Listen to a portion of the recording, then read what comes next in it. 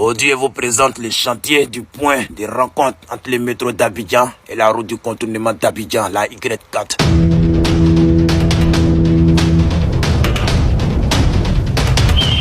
Sans doute, voici le plus grand chantier jamais construit sur la Y4. Des redoutables chantiers qui vont se croiser ici. On dit Guépa et le qui débénissent la Côte d'Ivoire. Prenant du pays, maintenant pays, ça donne ça. Actuellement, nous sommes dans la cité de la Kola, à Anyama, devant la mort.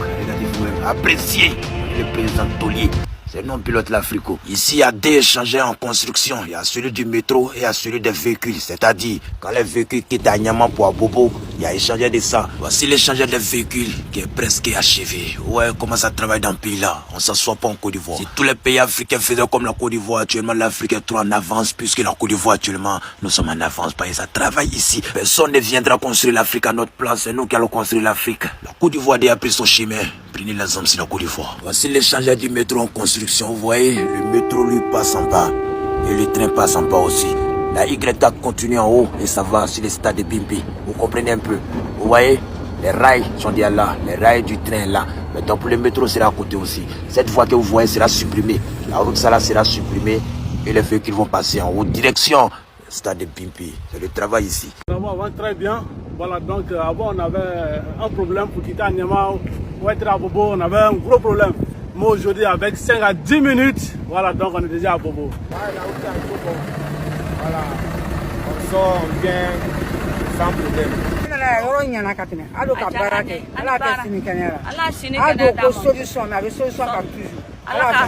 construction de l'un des plus grands échangeurs en Côte d'Ivoire, exactement à Abidjan Nord, à Anyama. Ouais, c'est magnifique chantier, ça avance dans tous les sens. Il y a l'échangeur du métro et il y a l'échangeur des véhicules. Actuellement, nous sommes dans la cité de la Kola à Anyama. Anyama est un quartier d'Abidjan. Abidjan Nord, on va commencer pour avoir. Ouais, ça travaille ici.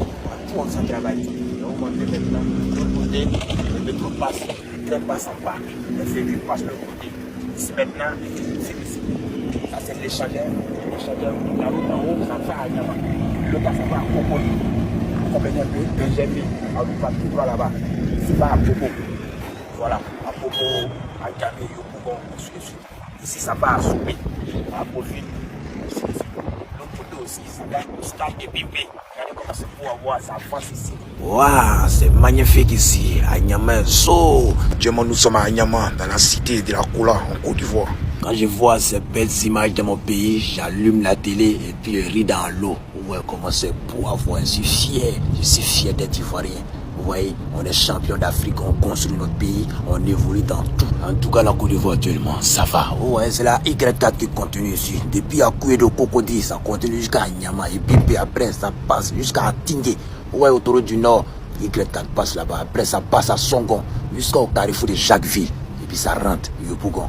Oui, Y4, c'est la route du continuement. Actuellement, la population d'Abidjan est assise. On attend la Y4 et le métro d'Abidjan. On est impatient actuellement. On veut voir le métro et puis la Y4, la finition. Que Dieu bénisse la Côte d'Ivoire. L'on vit à la population, l'on vit au gouvernement. C'est pas encore fini, non. Quand ça va finir, c'est plus que ça là. Pas plus tard qu'il y a de cela quelques jours, on a fait l'inauguration du pont à Kwaba. Ce pont qui facilite la circulation en Côte d'Ivoire, qui facilite la vie des citoyens en Côte d'Ivoire. Voilà ça que même dans les endroits les plus éloignés, les endroits qu'on ne parle jamais, ça travaille, ça réalise. Qu'est-ce que les gens pourront encore dire sur la Côte d'Ivoire, honnêtement, pour salir leur image? Parce qu'honnêtement, au vu de ce que moi je découvre chaque jour sur ce pays, honnêtement, je suis impressionné. Je suis impressionné parce que ça travaille trop. Ça travaille trop. C'est la raison pour laquelle je me demande si là-bas chez eux, ils connaissent même ce qu'on appelle le repos. Parce qu'ils sont trop rapides. Ils sont toujours en mouvement. Et ce qui me plaît, c'est que la Côte d'Ivoire ne se construit pas seulement dans les villes qu'on connaît. Parce que la plupart des gens croient que quand on parle de la Côte d'Ivoire, on regarde seulement la ville d'Abidjan ou encore Yamoussoukro. Eh bien, sachez que la Côte d'Ivoire travaille partout. Moi, j'ai été marqué de voir que même au niveau des frontières les plus éloignées, ça travaille. Ça signifie que la Côte d'Ivoire ne construit pas seulement son pays sur les endroits visibles, même dans les endroits qu'on ne peut pas imaginer. Même dans les endroits qu'on ne peut pas imaginer. Et moi, je pense que c'est un exemple pour l'Afrique. C'est-à-dire les pays là qui sont en voie de développement. Je vois parfois les gens dire que c'est vrai, ça se développe là-bas, mais ils sont trop endettés. S'ils s'endettent comme ça pour favoriser la vie des citoyens, personnellement, je ne vois pas ce qui est mauvais là-dessus. Parce qu'il y a même d'autres qui prennent l'argent comme ça, au lieu de faire en sorte que la population soit à l'aise, Au contraire, les populations souffrent. Parce que non seulement ils s'endettent, ils détournent ces fonds-là qui est mis à la disposition des structures pour réaliser les projets, pour aider les citoyens. Il y a des gens qui prennent ça, qui préfèrent manger et qui préfèrent les détourner. Mais bizarrement, vous allez voir sur Internet, par jalousie, au lieu de féliciter ou encore encourager ceux qui se démarquent, ils seront les premiers à dire que la Côte d'Ivoire n'appartient pas aux Ivoiriens. Au contraire, la Côte d'Ivoire passe son temps à prêter de l'argent pour endetter encore plus l'État. Et pourtant, ce n'est pas le cas, les amis. Pour moi, même s'ils s'endettent et que ça fait en sorte que la population soit à l'aise, c'est ça le plus important. Parce que rares sont les pays où les gens vont s'endetter pour réaliser. Ici, je ne vais pas indexer un pays en particulier, mais je sais qu'il y a tellement de pays comme ça. Je dis bien tellement de pays. Non seulement dans ces pays-là, il n'y a pas de travail, non seulement il n'y a pas les infrastructures, et c'est la raison pour laquelle il y a autant d'accidents. Et non seulement, plus le temps passe, plus on voit les maquettes, mais on ne voit pas les projets réalisables. Comme j'ai dit hier, vous allez remarquer que sur ma page, je poste chaque jour. Parce que je vois les projets chaque jour en Côte d'Ivoire. Je dis bien chaque jour. Dernièrement, j'ai félicité la Côte d'Ivoire en comparant ce pays avec le Ghana.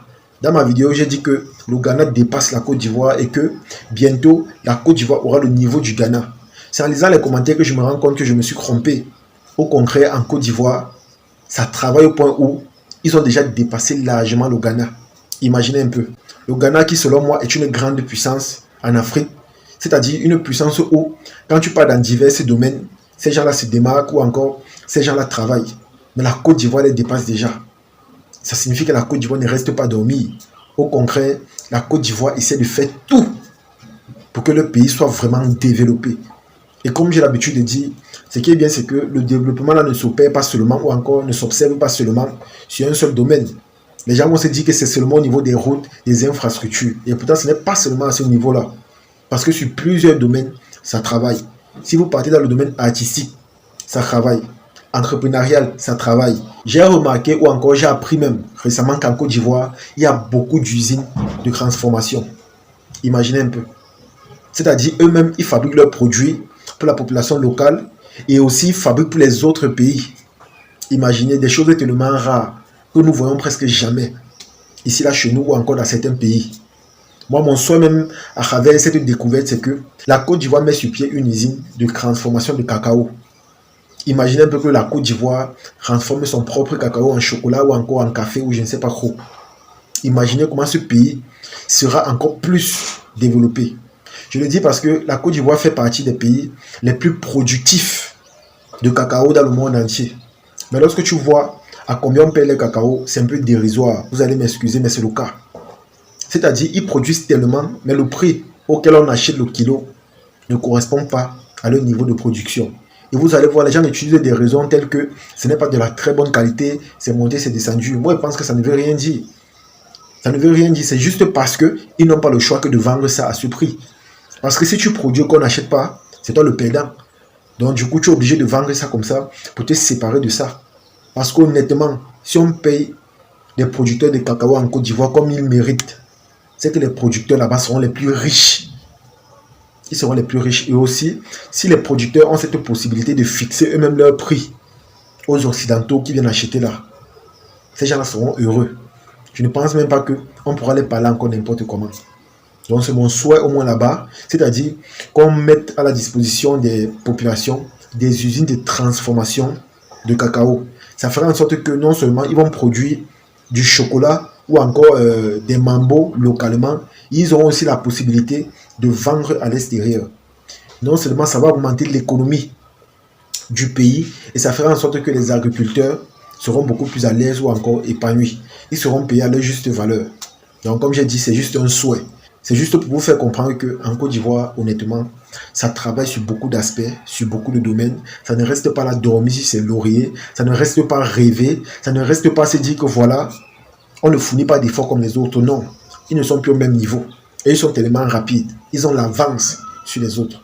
Et ce qui me plaît, comme je vous ai dit, c'est que ce développement s'opère un peu de partout. Ce n'est pas seulement dans un seul domaine ou encore dans un seul aspect. C'est presque partout. Et vous allez voir que même ce développement-là est dans les endroits les plus reculés. C'est-à-dire les frontières, Ghana, Guinée et tout. Ça travaille partout. Ils sont nombreux là qui croient que quand on parle de la Côte d'Ivoire, c'est seulement Abidjan ou encore Yamoussoukro. Et pourtant, c'est partout que ce développement s'opère. Et lorsque nous voyons ça, on ne peut être que content et joyeux et espérer que ça soit contagieux. Je le dis parce que déjà, s'il faut que ça s'opère aussi dans d'autres pays, il faudrait que ces gens-là soient animés d'un esprit d'engagement, de volonté et des convictions réelles. Parce que si tu n'es pas quelqu'un qui a des convictions solides ou encore qui a une grande volonté, je pense que ça sera un peu difficile pour toi d'avoir ce même niveau. Vous allez voir dans certains pays, lorsqu'on met des fonds pour la réalisation de certains projets, d'autres personnes préfèrent prendre cela et détourner. Donc, ils n'ont pas vraiment des engagements ou encore des convictions. Ces gens-là sont juste égoïstes.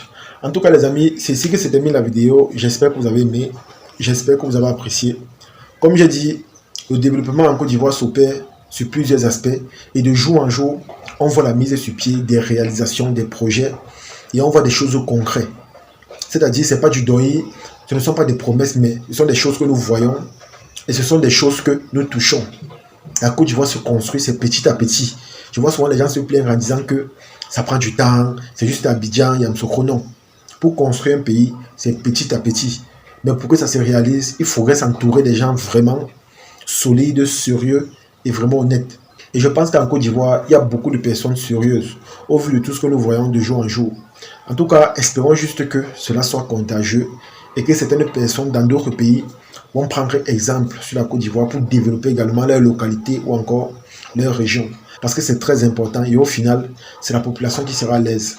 En tout cas, partagez la vidéo au maximum et on se dit à la prochaine. Ciao.